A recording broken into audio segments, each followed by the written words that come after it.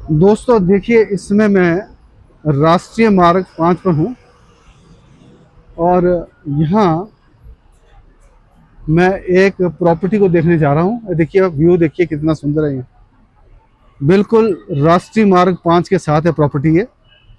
तो ऐसा मुझे बताया गया कि निर्माणाधीन है।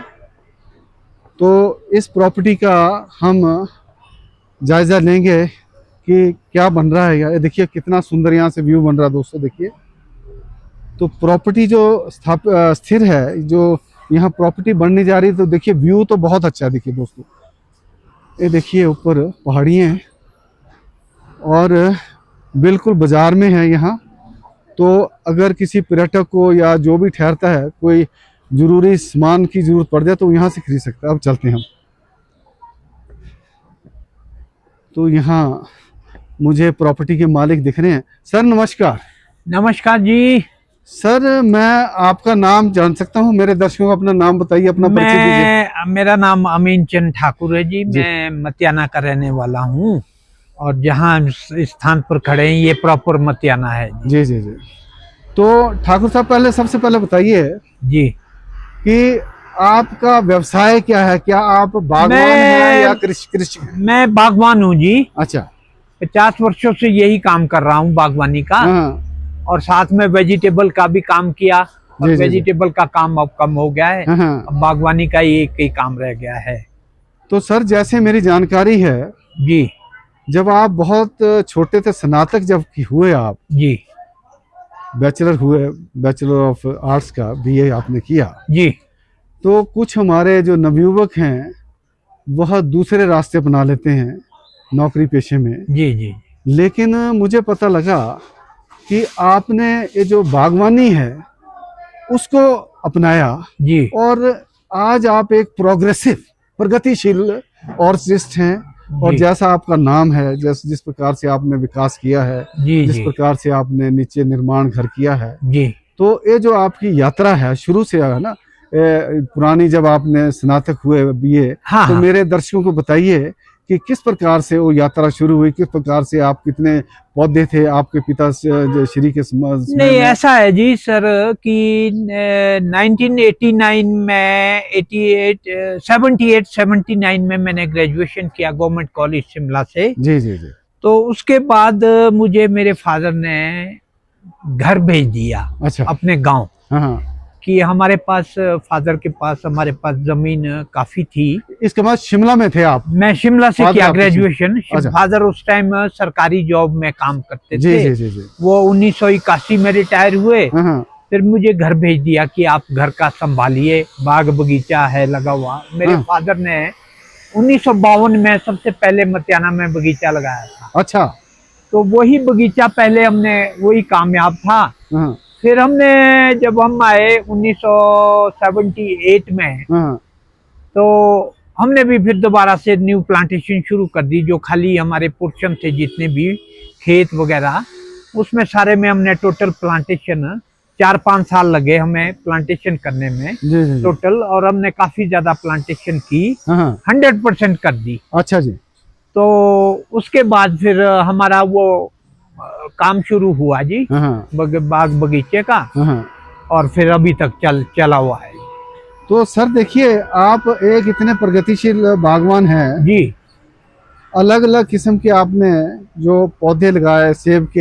हाँ जी, हाँ जी। और डाइवर्सिफिकेशन भी किया, जैसे आपने बताया कि आपने वेजिटेबल्स भी लगाई। वेजिटेबल का काम भी किया। मटर भी शायद लगाते हैं। हाँ, उसी में आता है वेजिटेबल। आप ये बता दीजिए कि ये जो आप गोभी लगाते हैं, हाँ, पत्ता गोभी लगाते हैं या फूल गोभी लगाते हैं?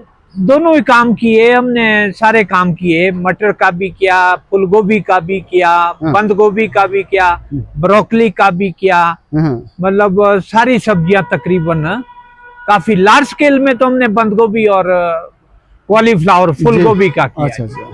तो सर मेरे दर्शकों को बताइए आप जी कि ये जो आपका सब्जी का है जी, ये जो इसका जो तैयार होने का समय लगता है, जैसे आप मान लो हमने फूल गोभी लगानी है जी, तो पनीरी से तैयार मार्केटिंग तक कितना मतलब दिनों में? ये मतलब 60 से 70-75 दिन लगते हैं। हाँ। और फिर हमारी मार्केटिंग शुरू हो जाती है। तो क्या वेजिटेबल का काम अभी भी कर रहे हैं आप? अभी अब कम कर दिया, क्योंकि अब सेब के पौधे उसमें लग चुके हैं, उसमें छाया पड़ जाती है। अच्छा अच्छा अच्छा। प्लांट्स के ऊपर, उसमें फिर अंदर जो फूल आता है फूल गोभी का या बंद गोभी का, उसमें छोटा रह जाता है वो फूल, तो वो कामयाबी उसमें नहीं होती। अब जहाँ जो नए बंजर है वो खोदे हैं हमने, और उसमें पहले हम फूल गोभी और बंद गोभी का काम कर रहे हैं, थोड़ा कम, तो और उसमें साथों साथ फिर प्लांटेशन भी कर रहे हैं एप्पल की। तो सर जैसे अब की बार हिमाचल में बहुत एक आपदा आई है, हाँ जी, बरसात में बारिश बहुत हैवी हुई है जी, तो मेरे दर्शकों को आप ये बताइए कि क्या ये जो भारी बरसात हुई है इसका कोई कुप्रभाव, बुरा प्रभाव सेब पर पड़ा? जैसे घास भी, आप गाय वगैरह भी रखते हैं, पशुपालन भी है, जी। तो घास वगैरह पर कोई प्रभाव पड़ा क्या? इसके बारे में मेरे बाद इस बार इतनी ज्यादा बरसात हुई कि जिससे हम किसानों को बहुत ज्यादा नुकसान हुआ जी। अच्छा। सबसे पहले तो अप्रैल महीने में जब हमारी फ्लावरिंग शुरू हो जाती है सेबों में, तो ऐसा हुआ कि थोड़ी ठंड पड़ गई और सेब की क्रॉप हमारे एरिया में कम हुई। अच्छा, सेटिंग कम हुआ। तो ठंड पड़ गई। फिर उसके बाद लगातार बारिशें होती रही, इवन कि मई जून में बड़ा अच्छा मौसम रहता है यहाँ हिमाचल में, हमारे यहाँ मतियाना में, परंतु उस टाइम भी बारिश का दौर चला रहा। फिर मई जून जुलाई अगस्त सितंबर तक इतनी ज्यादा बारिशें हुई कि इस बार फ्रूट भी हमारा बहुत ज्यादा खराब हुआ। अच्छा। इतना फ्रूट खराब हुआ कि मार्केट में हमें इतने अच्छे दाम उसके नहीं मिल पाए। तो दोस्तों देखिए, ठाकुर साहब ने बताया कि ये जो बारिश पड़ी है जी, इससे बागवानों पर भी आंच आई है। बागवानों को इस बार इतना पैसा एप्पल में नहीं मिला जितना कि मिलना चाहिए था। बहुत ज्यादा नुकसान हुआ, कलर में प्रॉब्लम आई, और एक तो क्रॉप भी पहले कम थी, उससे काफी नुकसान हुआ। बी ग्रेड माल बहुत ज्यादा निकला, और ए ग्रेड जो माल था वो कम मात्रा में मार्केट में गया। अच्छा ठाकुर साहब बताइए जी, अब आपके पास थोड़ी समय की कमी है, थोड़ा समय की पाबंदी है जी। तो मेरे जो दर्शक हैं, नवयुवक हैं, जो बागवान हैं, जो यहाँ अपर शिमला से बिलोंग करते हैं और अभी पढ़ रहे हैं, ग्रेजुएशन कर रहे हैं या कोई और कर रहे हैं, तो उनको क्या संदेश होगा आपका कि भी क्या करें वो, कि बागवानी में आए या दूसरा करें? अगर बागवानी में आना तो क्या मतलब कि किस प्रकार से उन्होंने? नहीं, आप बागवानी बहुत अच्छी चीज है, इससे हमें काफी कमाई हो जाती है सेब से। अगर आपकी फसल अच्छी होती है और अच्छी थोड़ा मेहनत करके मार्केट में अच्छे दाम मिल जाते हैं। अगर आपने मेहनत की हुई है, टाइम में स्प्रे हो जाए, टाइम में फर्टिलाइजर पड़े, टाइम में हर चीज हो, तौलिए बने, प्रूनिंग हो टाइम में, तो ये सारा बहुत अच्छा काम है। अब तो ऐसा है, हाई डेंसिटी ऑफ प्लांटेशन भी शुरू हो गई है, लोगों ने शुरू कर दी है धीरे धीरे, कम उसमें। अब इसकी तरफ भी नए युवा जो है जा रहे हैं। हमारे एरिया में भी काफी लोगों ने हाई डेंसिटी लगाने शुरू कर दी है, और इससे भी लोगों को काफी अच्छी आय मिल रही है, इनकम ठीक मिल रही है। तो देखिए दोस्तों, ठाकुर साहब एक स्तंभ है इस फील्ड के, 50 साल के इनको अनुभव है जी। और इन्होंने नवयुवकों को, जो हमारे नए पीढ़ी है, उनको साफ इन्होंने संदेश दिया है कि ये बागवानी जो है, इससे अच्छा व्यवसाय कोई नहीं है। आप मालिक के मालिक हैं जी, और किसी पर आश्रित नहीं है। आप नौकरी की तलाश में नहीं जाते हैं, बल्कि आप नौकरी देते हैं। कई परिवार आप पर पलते हैं, आप जो कोई लेबरर्स आते हैं, किसी प्रकार से भी आपके बागवानों पर करते हैं, चाहे प्रूनिंग है तो उनको आप वो करते हैं। और दोस्तों देखिए, जैसे बताते हैं कि जो नौकरी तो बाप की भी बहुत खराब होती है, बहुत मुश्किल होती है, तो उसमें नौकरी में आप हर प्रकार की बंदिशों में बंध जाते हैं। लेकिन अगर आप बागवान हैं तो पूरी तरह से आप इंडिपेंडेंट हैं, अपने सपने, जो अपना जो आपका कौशल है उसको हुनर कर दिखा सकते हैं, नए नए उसमें एक्सपेरिमेंट कर सकते हैं। तो ठाकुर साहब, आपने मेरे चैनल से बात की है, अभी मैं आपके प्रोजेक्ट के बारे में बात करूंगा कि एक आपके कोई मेहमान आए हैं मिलने के लिए। उसके बाद मैं अपने दर्शकों को जो आपकी दूसरी भावी परियोजना है जो आप होम स्टे की, उसके बारे में धन्यवाद। ठीक है। तो दोस्तों, कुछ इनके मेहमान आ गए थे जिनसे मिलना था इन्होंने, तो थोड़ा बाधित हुआ।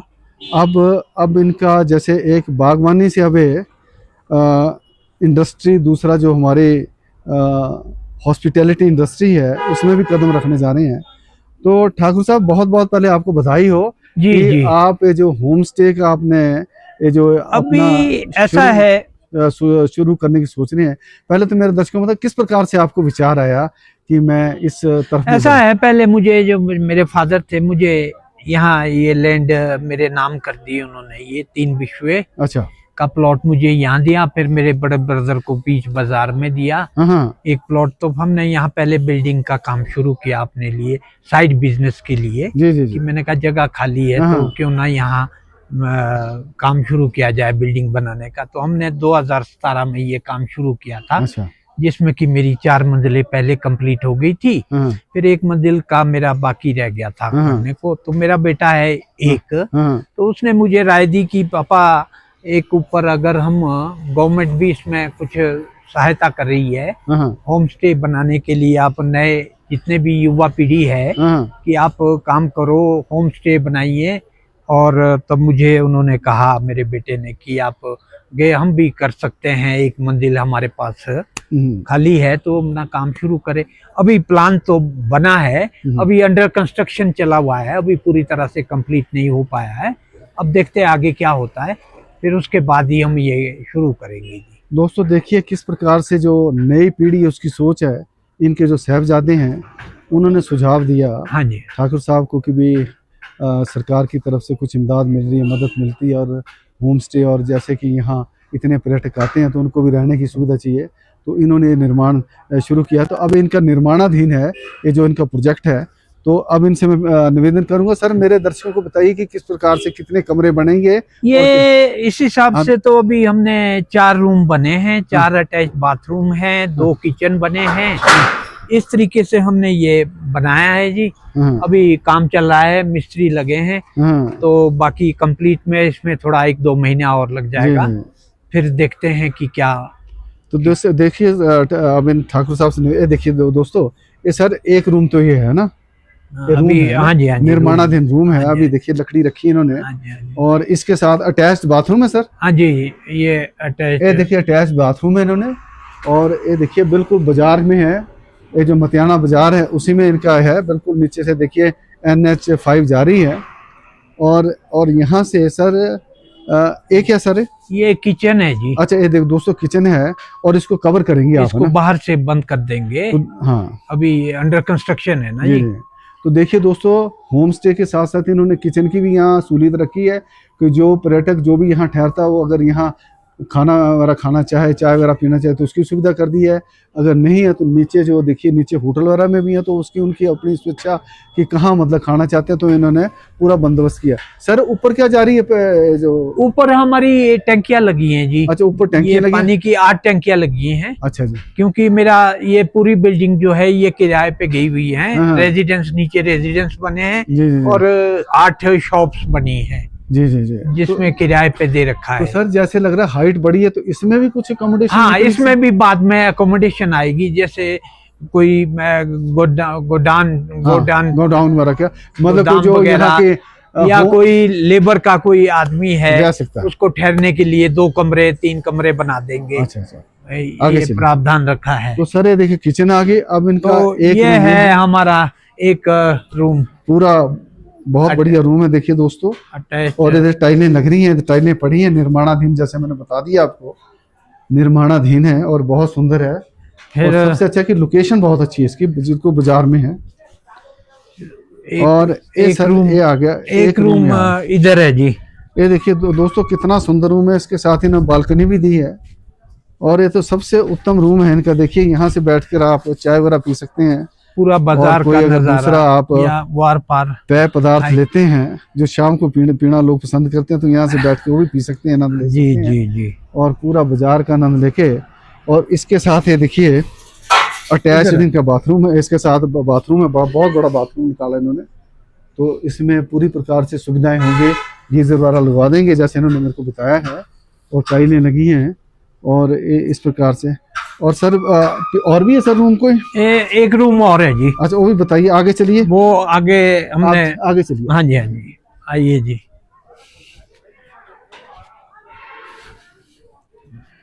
तो देखिए दोस्तों किस प्रकार से लोग प्रगति कर रहे हैं, सोच उनकी ज़्यादा है और जो एक वैकल्पिक आय के साधन भी पैदा कर रहे हैं। देखिए एक रूम ये है अच्छा, जी, तो दूसरा एक देखिए रूम है और इसके साथ अटैच बाथरूम है और एक किचन भी हमने अटैच रखा है। ओहो बहुत बढ़िया। देखिए दोस्तों रूम बहुत बढ़िया और इसके साथ इन्होंने किचन का प्रावधान कर दिया है।